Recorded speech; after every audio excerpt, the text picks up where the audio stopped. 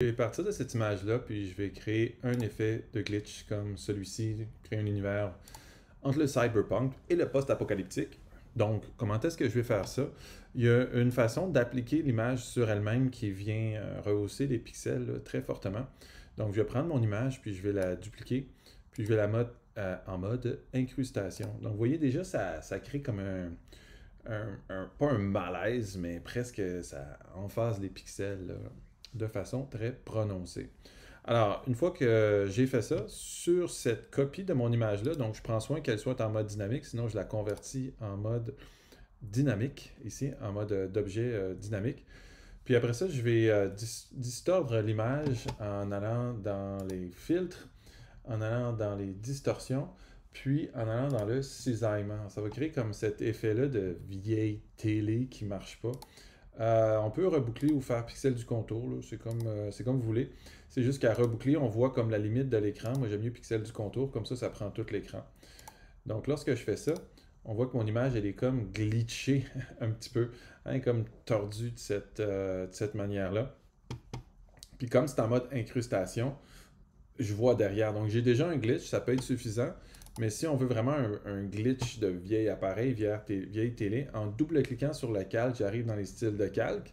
Puis on peut aller dans les fusions avancées. Puis là, ce que je vais faire, c'est que je vais décocher un des channels.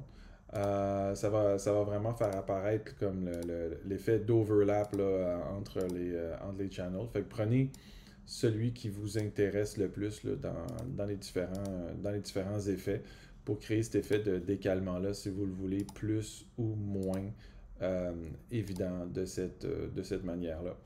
Une fois que vous avez fait ça, on peut tout le temps revenir sur le mode cisaillement, l'emphaser ou aller travailler de manière à ce que ça soit plus ou moins évident là, sur notre glitch, puis ajouter des zones d'ondulation.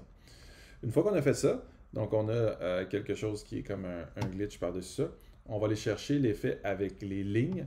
Donc pour ça, il suffit d'avoir un calque rempli de blanc, hein, qu'on convertit en objet dynamique ici.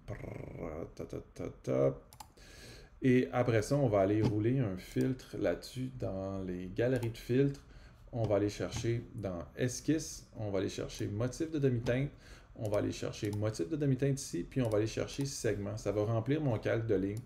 Fait que là, à vous de voir la hauteur des lignes, puis le contraste que vous voulez avec l'arrière-plan. Vous pouvez vouloir des lignes assez épaisses, puis un gros contraste là, pour que ça vaille la peine. Et de cette manière-là, c'est des lignes noires sur un fond blanc. Donc, si je le mets en mode produit, donc les lignes sont là, puis apparaissent là-dessus. Fait qu'on a notre effet de glitch qui est là. On peut baisser l'opacité de manière à ce que ça se fonde un petit peu sur mon image de cette manière-là.